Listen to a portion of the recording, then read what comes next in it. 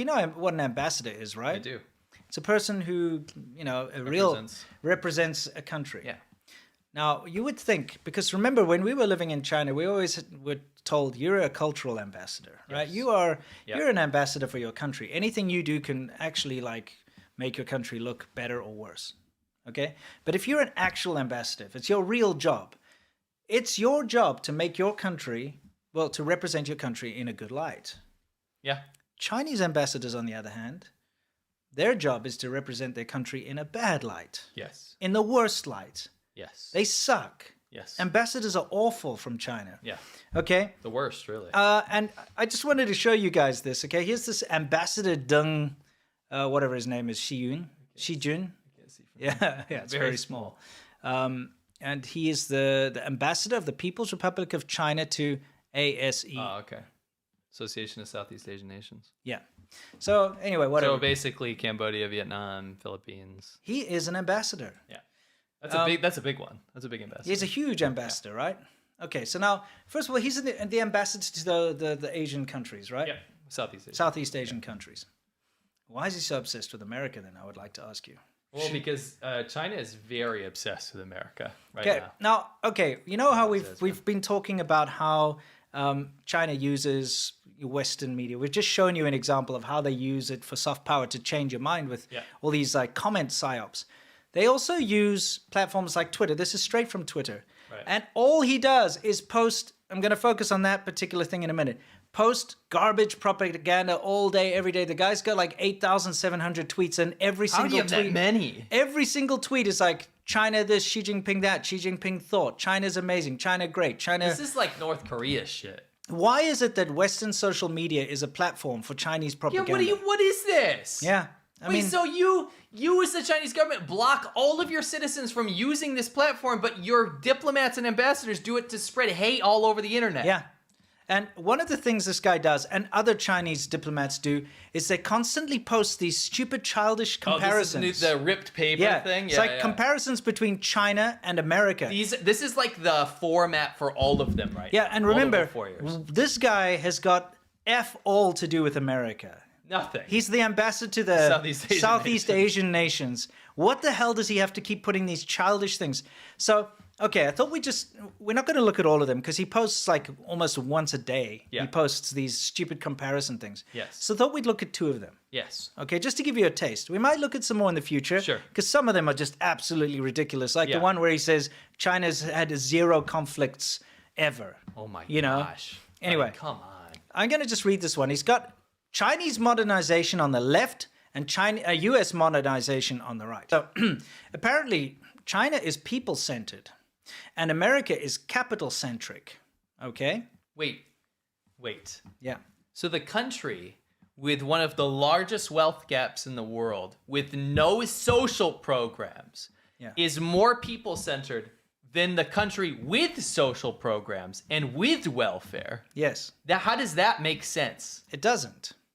He's like common prosperity for all for China. And in America, it says polarization of rich and poor. So the country with the biggest wealth gap. China has the biggest polarization. One of the biggest in the world. Dude, from what we've seen traveling around China, in your face. I mean, even with their own statistics, it's bad. When you go to China, you're in Africa for 5 minutes, and 5 minutes back into the city, then you're in... like Manhattan. Yeah.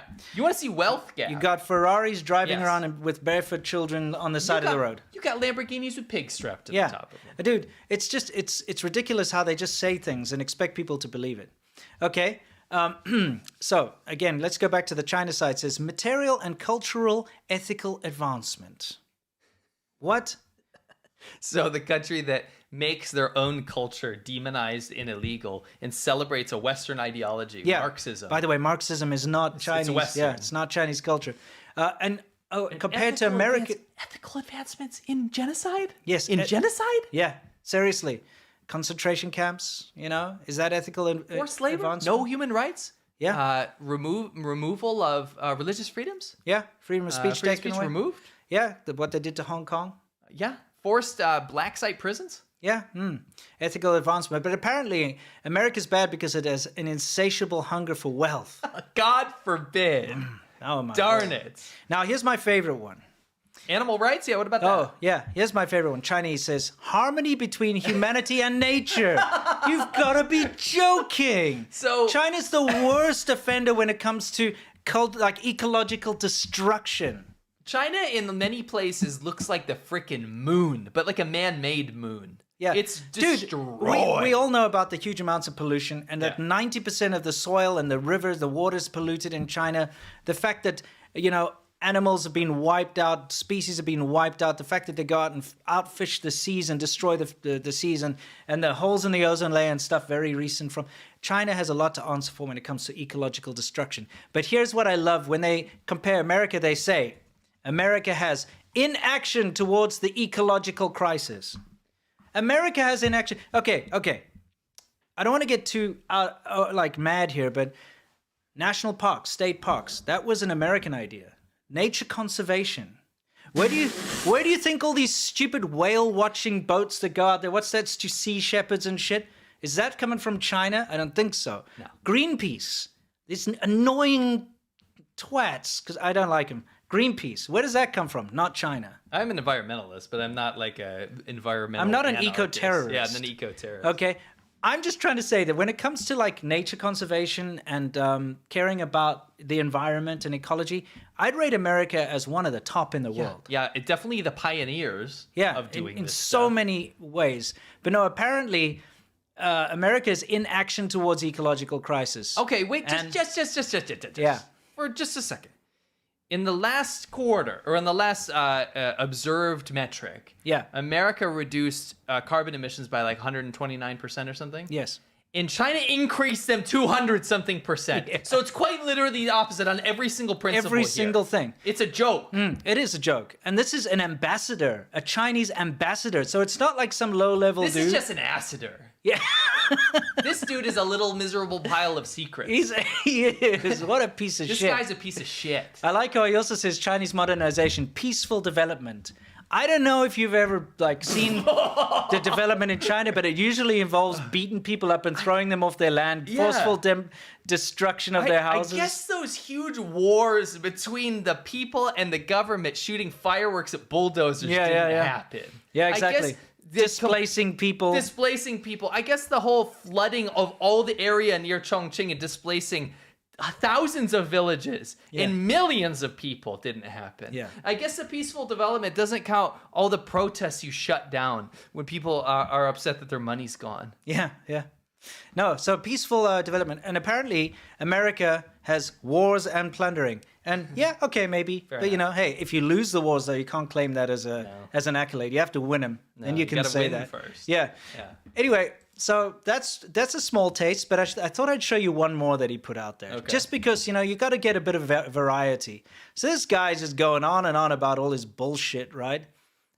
This ambassador. Peacefully beating people. Yeah, exactly.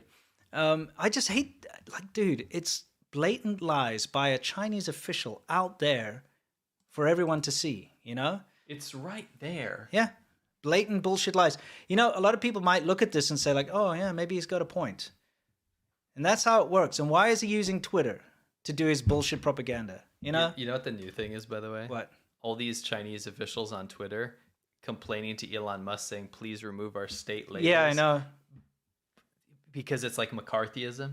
Bro, you don't let your own fucking people use Twitter. Yeah. You idiot. Yeah, exactly. You absolute idiot. So I thought I'd show this one next, okay? So he's doing his whole China versus USA thing. So China, among the safest countries in the world, 0.5% homicide rate per 100,000 people in 2021. Can you work out that percentage for me? What is 0.5% of 100,000? Let's figure it out. We'll figure it out. This is 2021. And the source for this statistic, by the way, is the Ministry of Public Security of the PRC.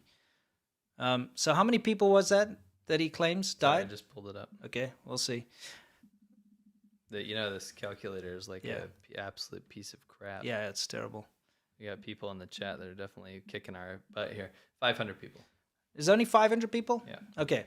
So apparently 500 people. That's actually a lot, by the way. Yeah, out of 100,000. That's outlandish. That would be the highest rate in the world. Yeah. So anyway, let's look at the USA. Stupid Idiot. Now, he's very tastefully used a picture of a grieving family. Yes. Okay? Which, ambassador, if you're really a diplomat and an ambassador, you would not use somebody's personal tragedy to score your damn political points. That's tasteless. Okay? I can teach you about diplomacy. Yeah. All right?